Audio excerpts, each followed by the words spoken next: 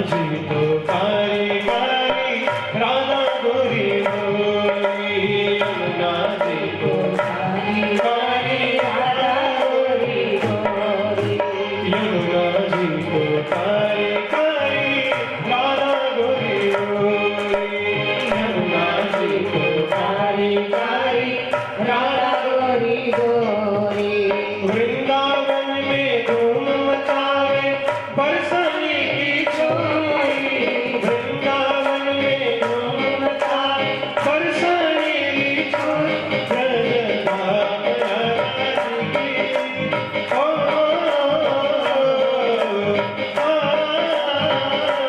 ब्रजधाम राधा जी की राजधानी लागे, राजधानी लागे ओ भले करो भाई, यमुना जी को पानी लागे ओ मीठे रस से भरी होली राधा लागे, महारानी लागे भले करो यमुना जी को पानी लागे। राधा रानी की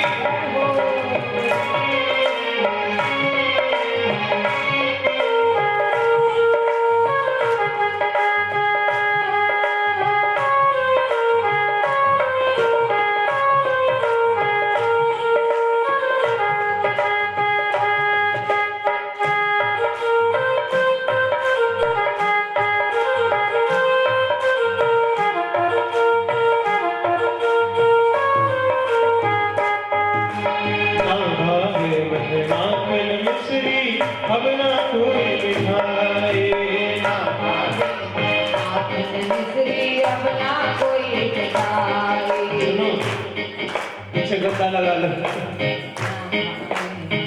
आराम करने का मन हो रहा होगा तो पीछे गद्दा लगा लो। कथा पे आए हो तो बड़ी सावधानी से। ना भावे मन माखन मिश्री अब ना कोई मिठाई, ना भावे अब ना कोई मिठाई, मारी जी बड़ियानी भावे राधा नाम मनाई, मारी जी बड़ियानी भावे राधा नाम मनाई, कृष्ण भाव की बड़ी तो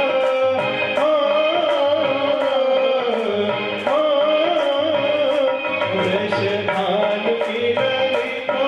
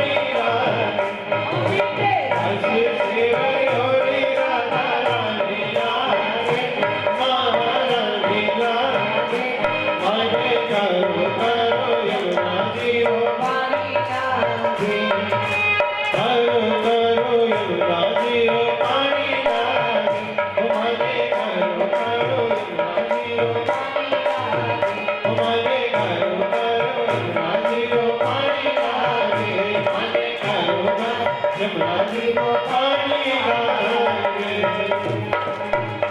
बोले राधा रानी सरकार की जय। यमुना महारानी की जय। वृंदावन धाम की जय। वृंदावन बिहारी लाल की जय। नमः पार्वती पतये हर हर महादेव।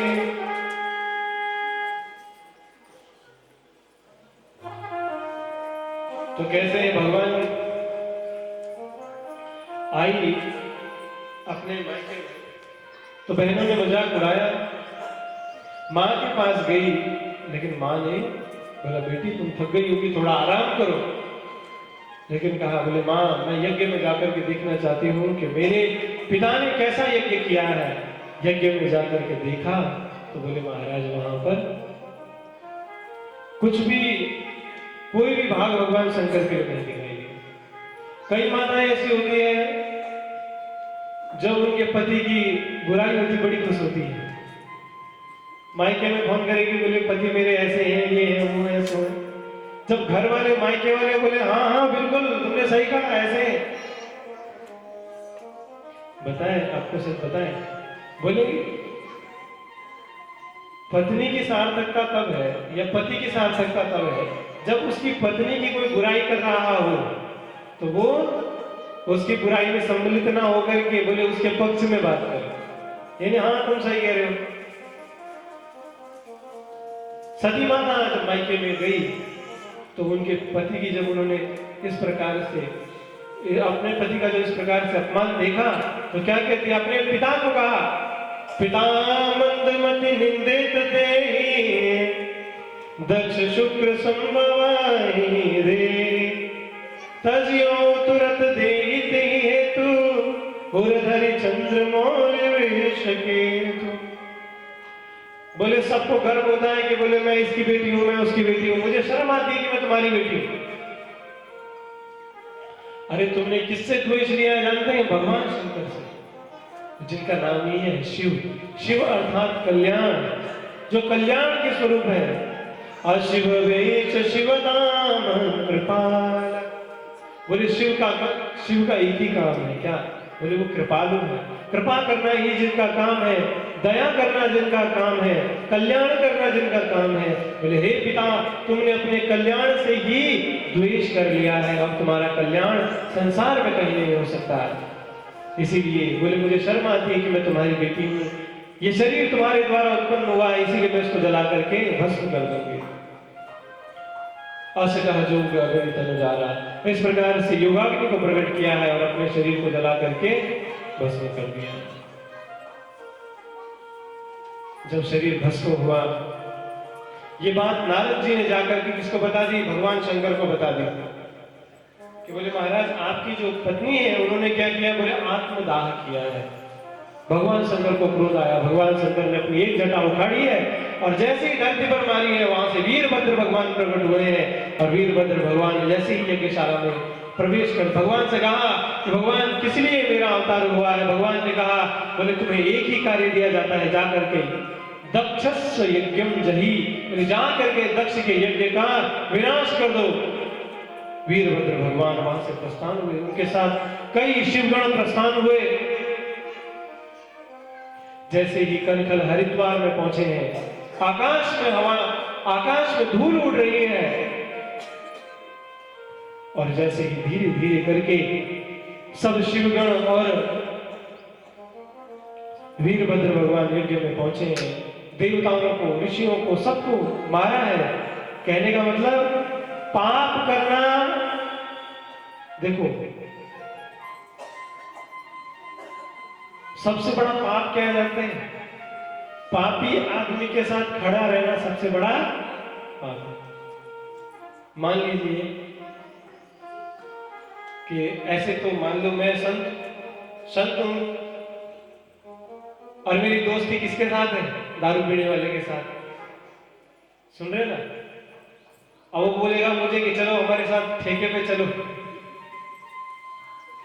हम कुछ नहीं, हम बिल्कुल शुद्ध सात्विक हैं, लेकिन अगर हम वहां पहुंच गए तो क्या होगा?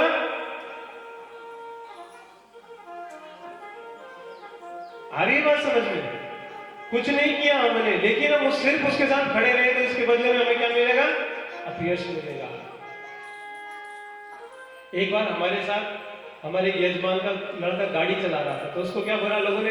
अरे पंडित जी गाड़ी आराम से चलाइए। क्या पंडित जी? लड़का क्या है वो? राजपूत है। लेकिन हमारे साथ रहने वाले लोग क्या बोलने लग गए? अरे पंडित जी गाड़ी आराम से चलाइए। कहने का मतलब साथ में रहने का इतना फर्क पड़ता है। उसी प्रकार से यज्ञ में भगवान की निंदा करी किसी ने की, लेकिन सुनी किसी ने की, और जिसने सुनी उसको भी दंड मिला, जो वहां खड़ा था उससे भी दंड मिला।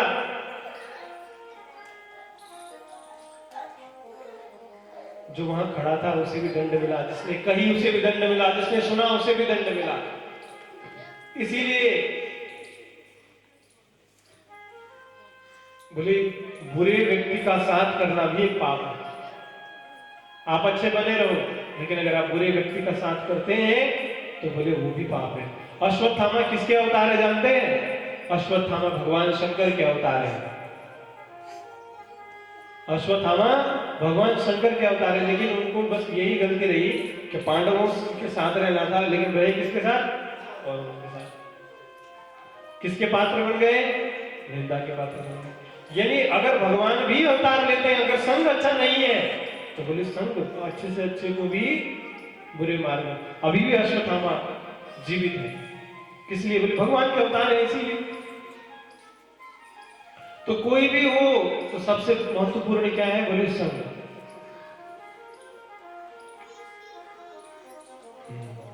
बोले वृंदावन। सीख गए आप लोग? कुछ तो सीखे कम से कम। वृंदावन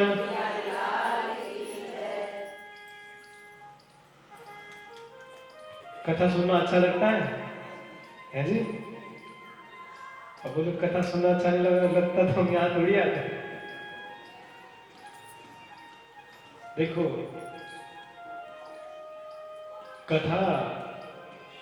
कथा को उल्टा किया जाए तो क्या हो जाएगा जानते हैं? ठाक। क्या हो जाएगा? ठाक। और भागवत है ना, भागवत और भाग मत। कथा का मतलब है ठाक। मनुष्य भाग रहा है संसार में, है ना, और भागवत उसको कैसे कहते? बोले भाग मत। और कथा से क्या दूर हो जाती है? बोले आदमी इतने जंजाल में फंसा हुआ है कि थक रहा है। जो आपकी थकान मिटा दे बोले वो क्या है? कथा है। जो आपके ये जो हमारा प्रपंच हमने फैला रखा है, जिसके लिए हम सुबह शाम, आप देखो आप कभी अनुमान लगाना, आप सुबह उठते हो, सुबह उठे, नहाए धोए, नाश्ता किया, भोजन किया, थोड़ा आराम किया, फिर शाम को थोड़ा सा बैठे, फिर शाम को भोजन किया, फिर सो गए। कुछ अलग है इस जीवन में? कुछ अलग है। देखो मनुष्य का जो जीवन मिला है ना, आप बोलोगे, मैं आपसे अगर एक प्रश्न पूछता हूं कि आप क्यों जी रहे हो, इसका उत्तर है आपके पास? क्यों जी रहे हो आप? तो आप बोलोगे बच्चों के लिए जी रहे हैं। बच्चों के लिए जी रहे, बोलोगे ना, यही बोलते हैं ना, बच्चों में, क्योंकि हम लोगों की आदत है हम दूसरे के ऊपर डाल देते हैं। आप बच्चों के लिए नहीं जी रहे हो, आप किसके लिए जी रहे हो? अपने लिए जी रहे हो। भाई जब विवाह नहीं किया था तो विवाह किसके लिए किया? अपने लिए किया, ताकि मुझे सहारा मिले। फिर बच्चे इसलिए करे ताकि ये बुढ़ापे का सहारा बने, है ना। उनके लिए नहीं जी रहे आप, जी किसके लिए रहे हो? अपने लिए जी रहे हो।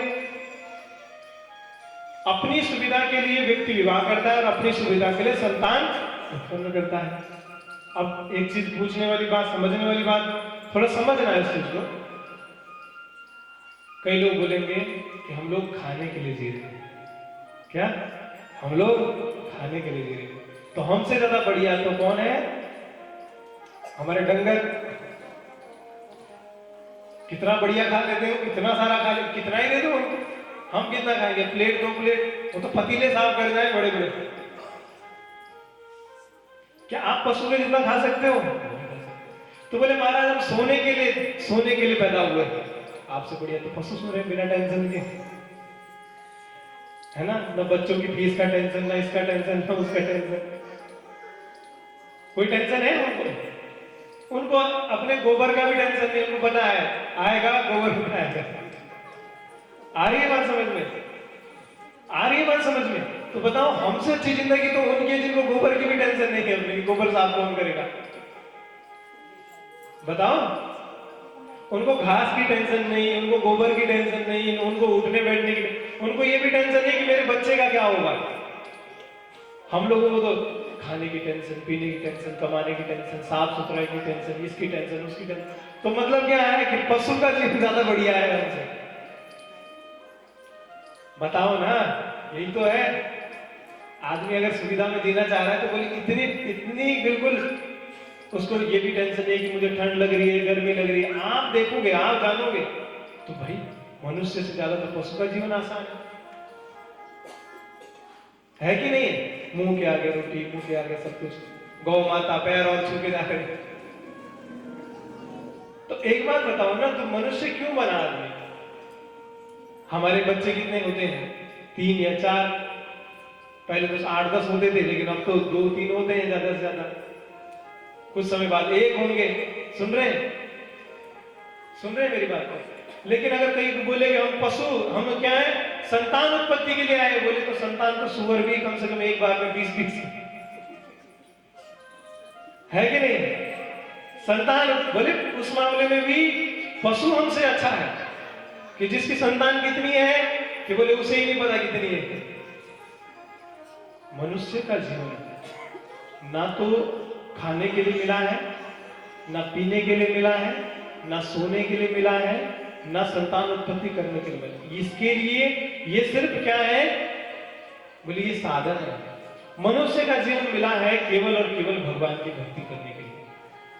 2 रास्ते हैं भक्ति करने का, एक होता है प्रवृत्ति मार्ग, एक होता है निवृत्ति मार्ग। जो आप लोग शादी विवाह और संतान उत्पत्ति करके चलते हो परमात्मा की ओर, उसको बोलते हैं प्रवृत्ति मार्ग। और जो महात्मा सन्यासी होकर के भगवान के मार्ग पर चलते हैं उसे क्या कहते हैं? निवृत्ति मार्ग। आ रही है बात समझ में?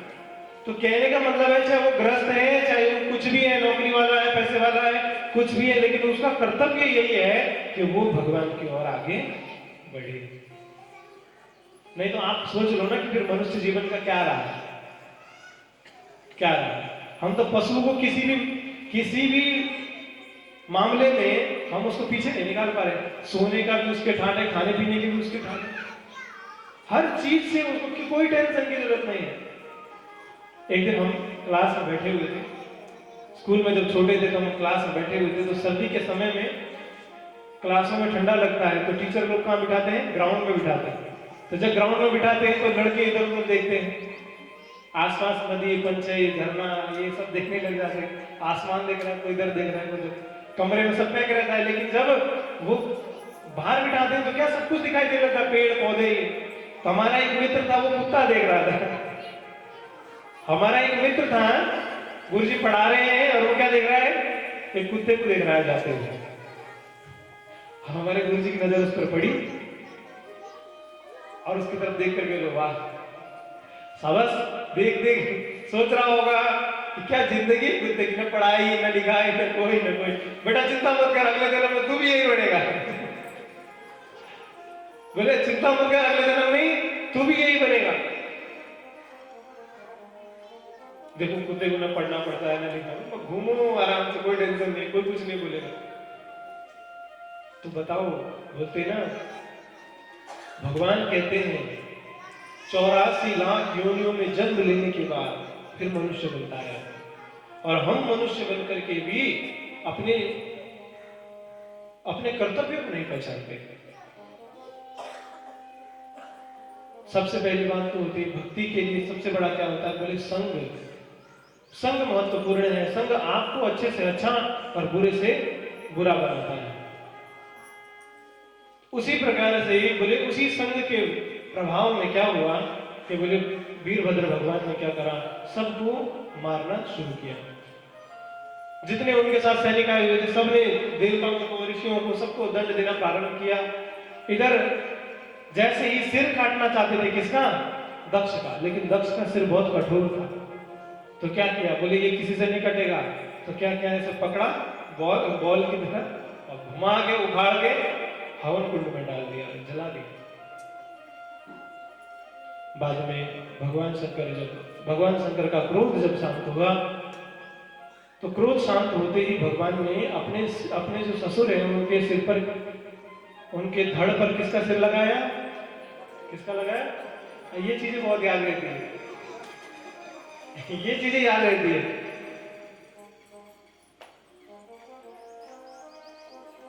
बकरे का सिर लगाया, तो बकरे का सिर लगाया तो शिव शिव कहना चाहते थे, क्या शिव शिव कहना चाहिए, लेकिन मुंह से कुछ निकल नहीं रहा, तो क्या निकलता है, बम बम, है ना। क्या निकलने लगा, बोले बम बम।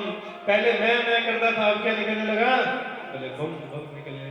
भगवान शंकर के मंदिर के आगे खड़ा होकर के यदि उनको कोई बम बम भोले क्या करके अगर पुकारता है, तो भगवान शंकर को बड़ा अच्छा लगता है, बड़ी खुशी होती है। भगवान शंकर के मंदिर के आगे अगर कोई बम बम कह दे, तो भगवान शंकर कहते हैं, वाह ससुर जी की याद दिला दी। भगवान शंकर बड़े ही दिव्य है, और जो भगवान शंकर को जल चढ़ाते हैं, समझ में आ रही ना, भगवान शंकर का स्वभाव इतना प्यारा है, इतना निर्मल स्वभाव है भगवान शंकर का, कि एक गया भगवान शंकर के मंदिर में चोरी करने के लिए। ऐसा नहीं होता है, आप लोग, कई लोग ऐसे होते हैं कि बोले महाराज, कई लोग क्या होता है, कई लोगों की चप्पल टप जाती है तो क्या बोलते हैं, तो दूसरे की पहन। सुन रहे हैं, अपनी टूटी हुई चप्पल लेकर के आते हैं, बोले अरे छोड़ो ना, कथा में जा रहे हैं, छाट लेंगे वहां से। कहने का तात्पर्य यह है कि कथा में या मंदिर में कोई इस प्रकार से नहीं जाता। एक ने क्या किया, बोले कथा, वो आता था कथा में, और क्या करते लोग, कथा सुनते थे, वो वहां से चप्पल चुरा करके ले जाता था। मंदिर में जाता था लोग, मंदिर दर्शन में वहां से चप्पल ले जाता था चुरा के, फिर क्या करता था, आधे रेट में उन चप्पलों को बेच देता था। उसका काम बढ़िया चल रहा था।